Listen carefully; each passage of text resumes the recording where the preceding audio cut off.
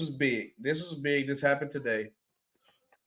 Russell Wilson was released by the Denver Broncos, and the Broncos is going to take a record-setting high $85 million in dead cap space. Sean, was this a good or bad thing that the Broncos did? I mean, I think it's a good thing in that they can move forward. Obviously, he wasn't, their future. He's still going to get paid $39 million this year for not playing with them. Get that money. I think the worst thing to do, right, is teams make the decision where we're just going to hold on to a guy because of his contract or it's too expensive for us to let him go. So if they feel like they made a mistake, then, the worst thing you do is compound a mistake by holding on to it. Let it move on. And so, yeah, it's smart on their part. Let him move on with his career, wherever it's going to be. I think there are a few teams that I think will be interested in him and that could be interesting spots for him. But at the end of the day, they had to move on from the mistake, right? And again, just because you spent $80,000 on the wedding don't mean you stay married because you're crazy. Yeah, but I'll be mad if I spend a lot of money on your wedding and you divorce. You better figure it out. I can't get my 10 bands back for your wedding and all them drinks and stuff. The Vegas trip. I need my 10 bands back for you. I need my money. But it was just the dead cap space that hit me. And I'm worried that the Broncos might get because karma, God don't like ugly, and karma is bad. You brought Sean Payton in, which is understandable. I think you should have probably leaned more towards of a guy who would be a Russell Wilson guy because you paid the guy all that money. But it's Sean Payton, so you kind of get a pass. But the way they dogged out Russell Wilson was terrible. Even if you knew that guy wasn't your guy, they should have went better ways about it. And I always tip my head to the Golden State. I know it's football to basketball, but I always tip my head to the Golden State Warriors because they played it smart. D'Angelo Russell on the team, they knew God and darn well they didn't want D'Angelo Russell. But every time in interview, they hyping him up. Oh, yeah, even playing bad. Oh, yeah, D-Lo's the future. D-Lo's going to be part of the team. We going to do this. We going to do that. We going to do this. Knowing they going to trade him. You know what they did? They got a top 5 pick, and it ended up becoming like the number 2 pick in Wiseman. I believe that was a Wiseman pick. And they got that was the Kuminga pick. No, I'm sorry. That was a Kuminga pick. And Kuminga got picked at 7.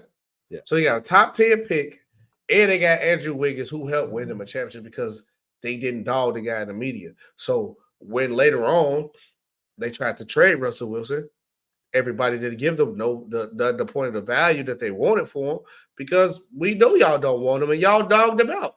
Oh, you calling me saying you want a 2nd round pick for Russell Wilson, bro? Y'all don't want him. I got a 6 for you. Take that. That's the best I got for you. So a couple of things, they couldn't trade Russell Wilson for a couple of reasons. One, he had a no trade clause in his extension. Oh, I didn't know that. Yeah, so remember when he did it. So remember when he signed with Seattle initially, he had a no trade clause, right? For him to get traded to Denver, he had to give them basically permission to say, "Hey, here's the teams that I'd be interested in." Right. Seattle had to work. Well, it would have been the same situation with Denver, right? So, which again, that's part of it. Secondly, that contract, no team was going to trade for the remainder of that contract, even if the Broncos were going to take a big hit. No team was going to trade for the remainder of that contract. And now, I mean, and let's be honest, right? The last couple of years in Denver and even that last year in Seattle have not been great for Russell Wilson. No. I don't think his value is as high as he might think it is. The most I give him is, like I said, like a 6. I can't give you nothing else. Yeah, if you were going to trade for him, I'm not giving you a lot for him. Now that said, now he's on the market with Kirk Cousins, presumably, who will be on the market, and you got some other guys who will be on the market. If you're a team, and I'm asking you this, SB, because you're in the town, you got a chance to trade for Justin Fields or sign Russell Wilson off the street, which one you doing?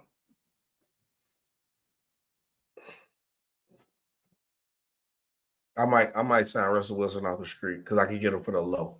I can get him for the low, or I got to pay him a lot of money. Well, I mean, you're probably not going to pay him a lot of money because he's getting $39 million this year, so you're not going to pay him a lot. If I can get Russell Wilson for under like $5 million a year, I'm gone. But if it's anything higher than like 10 to 15 million a year, I'm taking Justin Fields. Because this is like a low ball offer. You can't beat that. You can't beat that. You can't beat that's the only reason I'm saying. But talent wise, I'm taking Justin Fields. But to get a quarterback like Russell Wilson, who's been kind of on the tail end back, but who can show his spurts, maybe he can do something. Oh, I'm taking a vet for the Super Bowl winner vet for the low. I'm definitely taking for the low. Okay, that's me. But what would you do? Oh, I'm trading for Justin Fields. He said no question. They ain't taking a chance on him. No, I'm trading. But you get what I'm saying? Only because it's for the low. For the low, I take him for the low. Yeah, no, I'm trading for Justin Fields because of the upside. Oh yeah, 100%. Right. That if you get Justin Fields in the right situation and you build it around him, that I think Justin Fields is going to be a successful NFL quarterback for the next 10 to 15 years. In the right situation. So if I give up a second round pick for Justin Fields and he ends up being my quarterback for the next 10 years, I won. Yeah, you won the trade. Dylan asked a question. What's your guys' opinion on keeping Justin or drafting Caleb Pierce? I want Justin, but I think it'll be better to draft Caleb. Sean. So this is not a football decision so much as it a financial one. I'm drafting Caleb Williams. I'm not mad at that. Because you got to pay. Because if Justin Fields come out and ball out, which he most likely would, you got to pay him next year. You got to pay him. Only thing I'm concerned about with Caleb Williams is his height, because I think he like 6'1". He's like 6'2". He's like 6'2". But I seen the picture of him like with people at the combine place. They wasn't players, but they could be former players too. But he looked kind of small next to some ordinary guy. They was out of shape. He's not a weighty dude. He's only probably about 205, 210 pounds. Not a very, stock dude. But he's like Aaron Rodgers. I would say he's built like Aaron Rodgers. But ain't that wrong with that if you can play like him. Yeah. And then, like you said, I agree. It's just a financial thing. Like, I know everybody loves Fields, but you already see your experiment with Fields.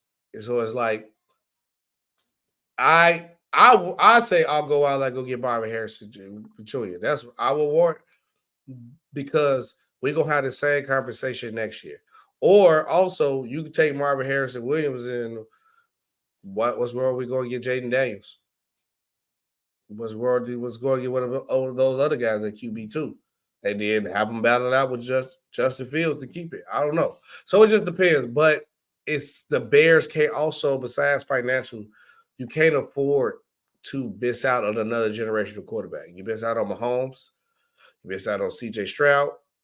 And I'm not mad at the C.J. Stroud because C.J. Stroud was Justin Fields' backup, so that's kind of understandable. But then now, if you miss out on Caleb, that'll look bad. So I think the Bears are going to draft Caleb Williams in that score. Yeah, and again, here's the other thing too, right? So you got a lot of draft experts, quote unquote, saying there's not much difference in terms of how they view Caleb Williams and Jaden Daniels, right? Jaden Daniels can throw that ball, dog. He can throw that field. He had a great season last year, but I have to. And I know we're going to spend some time on the draft here in the next couple months, so I won't go too. But I saw him against Florida State, and he's good, but I don't know if he is like that. I know what he did against SEC competition, and I know people like to rate how to talk about the SEC. SEC wasn't that great this year, y'all. So I'm not rating what he did against the SEC, because the SEC wasn't that great this year, right? To be clear. So I know people are going nuts. He did, and looking at what Joe Burrow did that one year at LSU, he took off, and Jaden Daniels had a better season statistically than Joe Burrow. But I'm taking Joe Burrow season. I'm sorry. Yeah, but I understand again. Yeah, well, yeah, of course. So again, for me, it's Caleb Williams, and then it's everybody else. But I do know that obviously there are going to be teams that are going to be calling the Bears about trying to move up to one. the Bears will literally have to get a haul, and we can discuss that, at a later time as well, what it would take to move up, depending on which team we're talking about, to get to number one. Mm-hmm. I just don't see the Bears. I think the Bears have basically made their decision, and it would not shock me. It would not shock me if Justin Fields is traded in the next 2 weeks. And I know he gonna probably go to Pittsburgh or Atlanta for sure. Who's still going number one? No matter who picked number one, Caleb Williams going off the board number one. Yeah, I don't think it don't matter. Marvin Harrison Jr. is a generational prospect, and he's the only one I'll be fine with and taking one besides Caleb Williams. Sean, I got a question too, because we talk about this as we on this topic. Let me see that I saved the picture on my phone. If I did, because remember how everybody was killing Caleb Williams and about his attitude as a player, and he's a head case, not a good leader. So I'm gonna tell you this player. If you guess the player, you can say their name and tell me what you draft this player. Okay, this guy's the head case, not working out at the combine. So this is the top 5 prospect right now. He ain't working out at the combine. He not giving teams his medical records. All 32 teams, he's not giving it to him. He does not have an agent. And man, this is not Caleb Williams. He does not have an agent. He skipped his scheduled combine presser, quit on his team, and didn't play in a bowl game. His father is accused of murder, and not as impressive. He did not have an impressive junior season without the quarterback that he had last year, who's in the league killing right now. Who is this player, and is this player a head case and you shouldn't draft him because of what I told you? It's my Marvin Harrison Jr. It's real quiet about that. That's the same thing that Caleb Williams is going to do, but it's real quiet on his side, though, right? Yeah. Okay. That's the games they play with y'all, bro. They tell you all this, bro. It's a head case, bad lead. They do all this. Marvin Harrison literally got all this going on, too. It did the same thing, and nobody said nothing. So don't be fooled by what the media is saying, because the media, man, because they want him to do so. I was arguing with my brother the other day, right? He was like, yeah, man, Caleb Williams should just did it for the fans. He bogus.